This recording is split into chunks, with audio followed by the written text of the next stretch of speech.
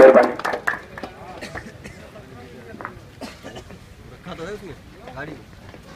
यहाँ पर इकट्ठे हुए सभी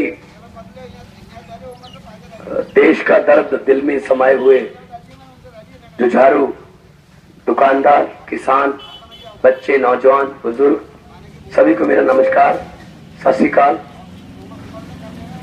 आदाब है। दोस्तों, जिस तरह मेरे से पहले बोलते हुए बल्ली जी ने और हमारे नेशनल स्पोक्समैन हैं, उन्होंने कहा कि ये हम आपसे वोट मांगने नहीं आए, हम आपसे देश मांगने आए हैं। क्योंकि इन्होंने तो देश पर कब्जा कर लिया, हमसे देश को ही छीन कर ले गए, हमको अपनी अपनी किस्मत पर छोड़ दिया गया है। गरीब अपने बूढ़े मां बाप का इलाज नहीं करवा सकता, घर में बिस्तर पर लिटाकर मौत का इंतजार कर रहे हैं। जिस दिन प्राण त्याग दिए गए, शमशान में ले जाएंगे। हमारे पास पैसे नहीं इलाज कराने के लिए। अगर इलाज कराने लगे प्राइवेट में, जो बीघा 2 बीघे जमीन है वो भी बिक जाएगी, अगली पीढ़ी भी मर जाएगी। अमीर और अमीर हो रहा है, गरीब और गरीब होता जा रहा है। अगर ऐसा ही रहा, अगर अंबानियों की जेब में ऐसे ही नेता बिकते रहे, तो वो दिन दूर नहीं है कि अब हम कहते हैं east India, waste India, north India, south India. आने वाले सालों में हम कहेंगे अनिल इंडिया, मुकेश इंडिया। बस आधा देश उसका, आधा इसका। इन्होंने देश को बेच दिया है, बड़े बड़े उद्योगपतियों के पास बेच दिया है, छोटे छोटे दुकानदारों को खत्म कर दिया है। बचपन खा गए, जवानी खा गए, हमारा बुढ़ापा खा गए, शहीदों के कफन खा गए, चारा खा गए, कोयला खा गए, 2G स्पेक्ट्रम में तो हवा ही खा गए, रेत खा गए। आज गरीब 2 वक्त की रोटी मुश्किल से कमा पा रहा है। पूरे देश का पेट पालने वाला किसान खुद भूखा सो रहा है। किसकी वजह से? नेताओं की वजह से। ये हेलीकॉप्टर पर निकल जाते हैं, ये 500-500, 550, 600 गनमैन के साथ चलते हैं। अगर इतने खतरे वाला काम है, कोई और कर लो यार, क्यों रिस्क ले रहे हो?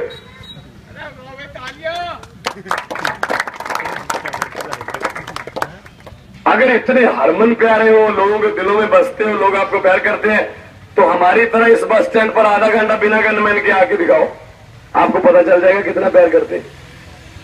लोगों में गुस्सा भरा पड़ा है, खा गए ये इस देश को, चंद घराने वही देश को चलाते हैं बस। हमारे नौजवान बेटे बेटी, हमारे भाई बहने बेरोजगार घूम रहे हैं, धरनों पर बैठे हैं, पिटाई हो रही है उनकी।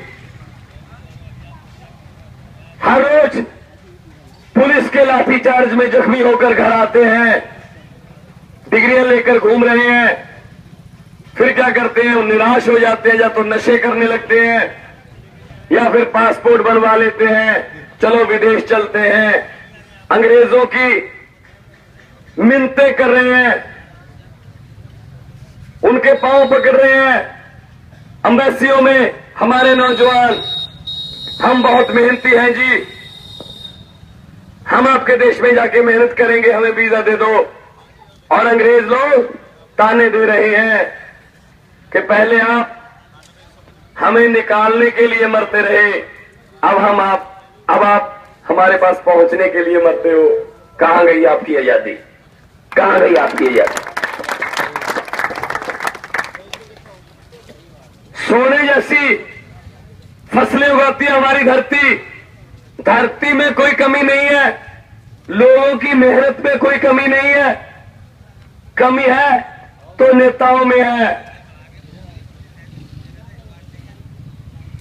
ट्रांसफार्मर का एक फ्यूज उड़ जाए, पूरे गांव में अंधेरा हो जाता है। एक फ्यूज डाल दिया जाए, पूरे गांव में रोशनी हो जाती है। ये दिल्ली के ट्रांसफार्मर का फ्यूज उड़ गया है, केजरीवाल नाम का फ्यूज डाल दो, पूरे देश में सच्चाई और ईमानदारी की रोशनी हो जाएगी। पहले लड़े थे गोरों से, अब लड़ेंगे चोरों से। सो दूसरी जंग है, ये आजादी की दूसरी जंग है। लेकिन भगत सिंह, राजगुरु, सुखदेव, चंद्रशेखर आजाद जैसे योद्धा शूरवीरों के तो हम पांव की धूल के बराबर भी नहीं है। उनको तो बहुत मुश्किल हालात में लड़ना पड़ा था। भगत सिंह, चंद्रशेखर आजाद ऐसे जनसभाओं में बोल नहीं सकते थे। 302 के केस चलते थे, अंग्रेज पुलिस ढूंढ रही थी उनको। वो तो चोरी, छुपकर, भेष बदलकर, रातों को पर्चे बांटते थे, प्लानिंग बनाते थे, जगह बदल बदल कर रहते थे, फंडिंग के लिए अंग्रेजों की गाड़ियां लूटते थे, बम गिराते थे, पिस्तौल चलाते थे। लेकिन जिस क्रांति की मैं बात करने आया हूं आज आपके पास, उधम सिंह नगर और नैनीताल लोकसभा वालों, उस क्रांति में गोली चलाने की जरूरत नहीं है, बम फेंकने की जरूरत नहीं है, भेष बदलने की जरूरत नहीं है।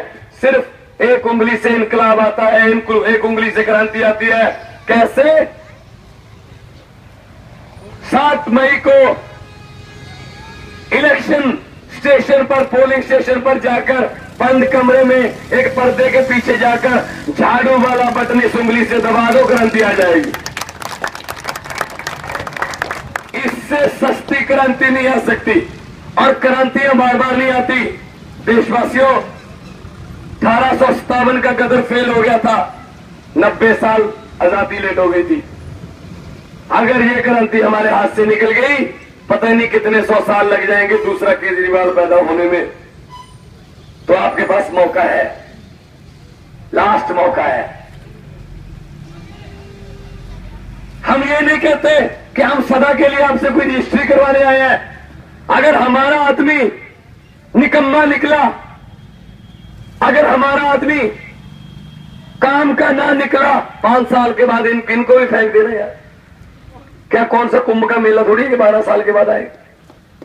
लेकिन चेक तो करो, नए आदमी को चेक तो करो।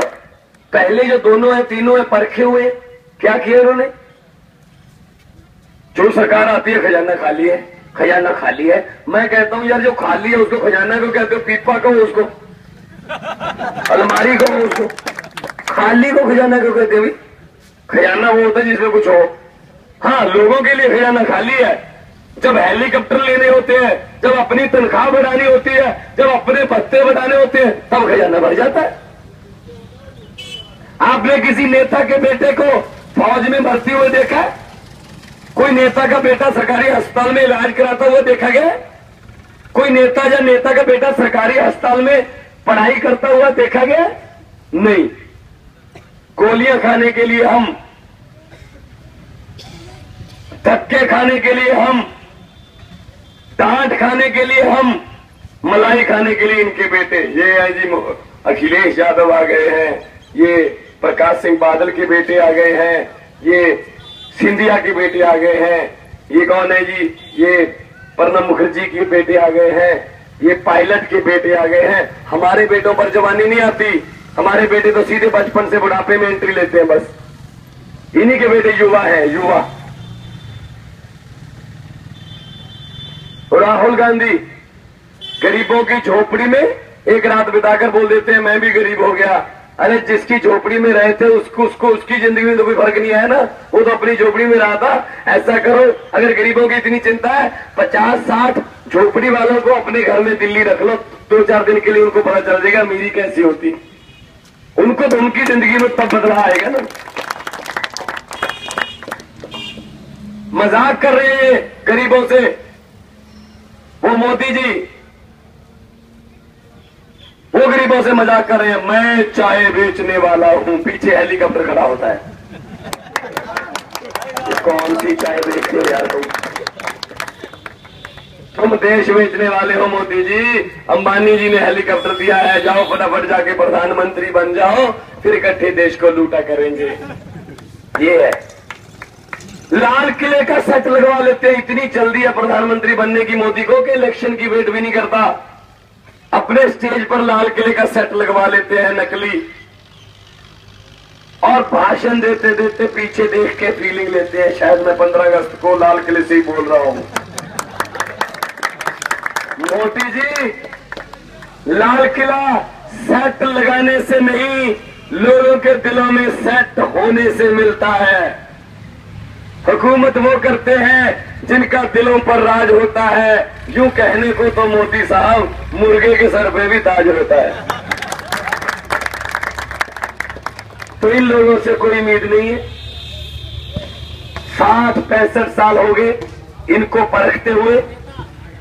इनको धरती पर उतारो, इनके हेलीकॉप्टर नीचे उतरेंगे तो ये पब्लिक में आएंगे, तब इनको पता चलेगा हमारे दुखों का, हमारी मुश्किलों का। अब तो ये हवा में उड़ते रहते हैं। आम आदमी के पास आओ, खुद जीतो। हम यहां एमपी बनने नहीं, आपको जिताने आए हैं। इससे पहले नेता जीत जाते थे, लोग हार जाते थे। इस बार 2014 के इस आंदोलन में नेता हारेंगे, लोग जीतेंगे, तुम जीतोगे।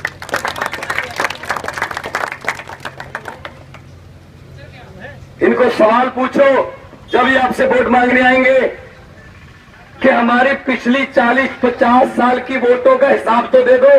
कौन से कुएं में फेंक दी वो, कहां गई वो? जैसे ही वोटिंग खत्म हुई, इनकी लाल बत्तियां ऑन, टो टो टो, परे हो लो, परे हो लो। हमारे पर लाठियां चलने लगती है। तो आओ इकट्ठे हो जाए। अगर हम इकट्ठे हो गए ये बिखर जाएंगे। दिल्ली में ऐसा हुआ था ना, बिखर गए ना। ये अपने आप को जो बड़े समझने लगते हैं, पब्लिक उतार लेती है। शीला दीक्षित भी अपने आप को लोगों से बड़ी नेता समझने लगी थी। जिस दिन दिल्ली में इलेक्शन था, दिल्ली में चुनाव था, पत्रकारों ने पूछा केजरीवाल का कोई असर तो नहीं पड़ेगा। शीला दीक्षित ने कहा था ये केजरीवाल कौन है। 4 दिन के बाद वोटों की गिनती हुई, पता चल गया कौन है। उसके बाद तो 2-3 दिन के बाद शीला दीक्षित ने अपने घर से सफाई वाली नौकरानी भी नौकरी से निकाल दी कि सुबह सुबह झाड़ू उठा लेती हूँ, इसी की वजह से मैं खत्म हुई हूँ। कपड़े के पोछे लगाया करो, इसी झाड़ू ने मुझे सफाई की है मेरी। सो पब्लिक बहुत बड़ी है। लालू यादव भी बिहार में कहते थे जब तक समोसे में आलू रहेगा तब तक बिहार में लालू रहेगा। अब समोसे में आलू तो है, लालू ढूंढ के दिखाओ कहां है। आ गया ना नीचे में। वक्त बड़ी भी चीज है। वक्त जो है वो भिखारियों के सर पे ताज सजा देता है और राजाओं से भीख मंगवा देता है। वक्त बड़ी बड़ी चीज है। जितने मर्जी इकट्ठे कर लो, पैसे हीरे मोती, मगर ख्याल इतना रहे कफन पे जेब नहीं होती। सब कुछ यही रह जाता है। गरीब की बद्दुआ मत लो, गरीब की बद्दुआ तख्त हिला देती है, तख्त। तो ये बद्दुआ, बहुत बद्दुआ ले चुके हैं। अब भगवान भी चाहता है कि कोई झाड़ू चले, इन पर कोई झाड़ू चले।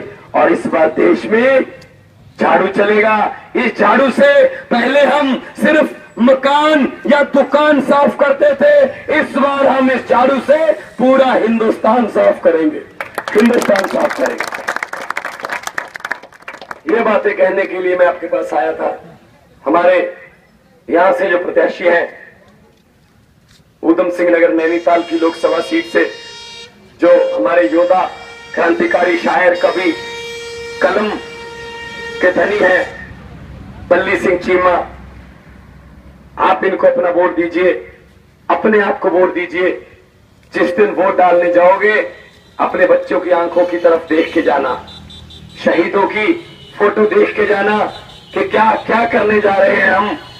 जो वोटर कार्ड है वो शहीदों ने हमें लेके दिया है। फांसी पर चढ़ गए, जुल्म सहन कर गए, हमें वोटर कार्ड मिला। अगर वो वोटर कार्ड आप 2 बोतल शराब या 500-1000 रुपए के पीछे किसी को बेच देते हो, तुम वोट नहीं बेचते, फिर तुम शहीद भगत सिंह जैसे हजारों योद्धाओं के खून का सस्ता सौदा करते हो। भले ही हमें मत डालो, लेकिन अपनी मर्जी से डालो यार, अपनी मर्जी से डालो।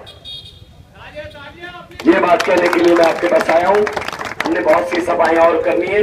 कल का दिन भी मैं यही पाजपुर के इलाके में हूं और उसके बाद बनारस जाऊंगा, फिर अमेठी जाऊंगा।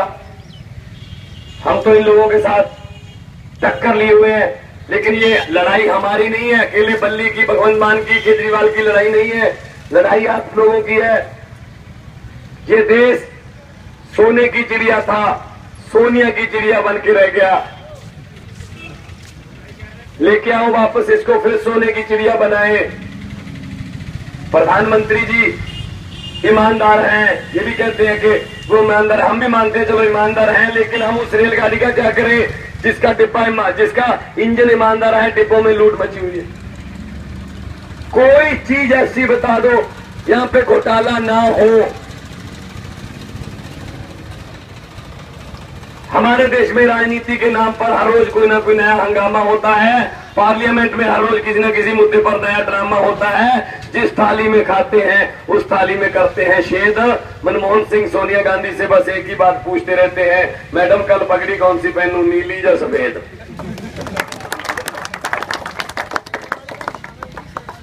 सुबीरो, जो प्रधानमंत्री खुद कोई फैसले नहीं ले सकता, उस प्रधानमंत्री का क्या फायदा हुआ। ऐसा आदमी लेके आओ जो आप में से हो। अरविंद केजरीवाल अकेले निकले थे, अब पूरा देश उनके पीछे है, मोदी और अंबानी उनके आगे है। तो मोदी साहब की हवा किधर गई? कहते मैं वाराणसी से लड़ूंगा। केजरीवाल जी बोले कोई बात नहीं, मैं भी आता हूं। अच्छा, फिर मैं कहीं और से भी लड़ूंगा, खतरे वाली बात है। और उसके बाद कह रहे हैं वाराणसी मुझे गंगा मैया ने बुलाया है। भाई गंगा मैया ने बुलाया है तो पूरे तो आ जाओ, आधे आप गुजरात में रह गए, आधे गंगा मैया के पास आ गए, पूरे आ जाते। गंगा मैया की बात भी नहीं मान रहे। इनके पास कुछ कोई मंत्र नहीं है, कोई ताकत तबीयत नहीं है, इनके पास कोई कला कुदरत नहीं है। अगर इनके पास कुछ होता तो 65 साल में ये कुछ ना कुछ इलाज कर देते, लेकिन मर्ज बढ़ रहा है, हमारा ब्रेन ड्रेन हो रहा है। यहां से हमारे दिमाग, पढ़े लिखे लोग बाहर जा रहे हैं। छोटे छोटे country, Singapore, Malaysia, Bangkok, Thailand, हमारे बाद में आजादी आई है, उन्होंने भी कंट्रोल कर लिया। हम यहीं पे घूम रहे हैं, बस वही गलियां नालियां। हमारे मांग पत्र क्या है नेताओं के पास जो हम लेकर जाते हैं, वहीं से हमारा पता चल जाता है हम कहां पहुंच गए। दुनिया चांद पर चली गई, अमेरिका वाले मंगल ग्रह पर प्लाट काटने की तैयारी कर रहे हैं। हमारे मांग पत्र क्या है? पानी का निकास कर दो, गांव के फिरनी का विकास कर दो, यहाँ पे ये कर दो, धर्मशाला को दो। और ये नेता लोग भी, इनको भी पता चल गया ये इतने में ही ठीक हो जाते हैं। ये लो जी 1 लाख रुपए का चेक। किस बात का है जी? शमशान की दीवार जो है ना वो ऊपर उठाने की स्कीम आई है। अरे शमशान घाट की दीवारों को ऊपर उठाने का क्या फायदा, जो उसके अंदर है बाहर आ नहीं सकते, जो बाहर है अंदर जाने नहीं चाहते। स्कूल की बात कर लो, कोई हॉस्पिटल की बात कर लो, कोई फैक्ट्रियों की बात कर लो, कोई काम मिल जाए, कोई रोजगार की बात कर लो। सुबीरो, इस चक्रव्यूह से निकालने का एक ही तरीका है, झाड़ू का चुनाव चिन्ह। झाड़ू चलेगा तो देश चलेगा। झाड़ू फेरो इन पर, झाड़ू चलाओ इन पर। मैं ये बात कहने के लिए आया हूं। मैं 2 नारे लगवाऊंगा, और वो नारे किसी व्यक्तिगत नारे नहीं है। राहुल जिंदाबाद हो गई, सोनिया जिंदाबाद हो गई, मोदी जिंदाबाद हो गई। शहीद कहां गए? उनको भूल गए हम? आजादी दे झूठे लीडर कुर्सियां उत्ते बह गए, राजगुरु सुखदेव भगत सिंह फुल्ला जोगे रह गए। फुल्ला जोगे रह गए साडे शहीद। एक दिन फुल्ला का हार पा के उन्होंने भुल जाते हैं। 2 नारे लगवाऊंगा, दोनों हाथ ऊपर करके नारे का जवाब देना है। आपके जज्बे का यहीं पे पता चल जाएगा। शहीदों की इनकलाब जिंदाबाद के नारे हैं, शहीदों की आत्मा को सुकून मिल जाएगा। चलो हैं अभी उत्तराखंड की गलियों में, बाजारों में, कस्बों में कुछ लोग जिन्होंने हमारा दिया बुझने नहीं दिया, हमारा इनकलाब का दिया अभी वो जगा के बैठे हैं। दोनों हाथ ऊपर करके 2 नारे लगाने हैं ताकि शहीदों की आत्मा को सुकून मिले और ये लुटेरों की आत्मा थोड़ी तड़पे।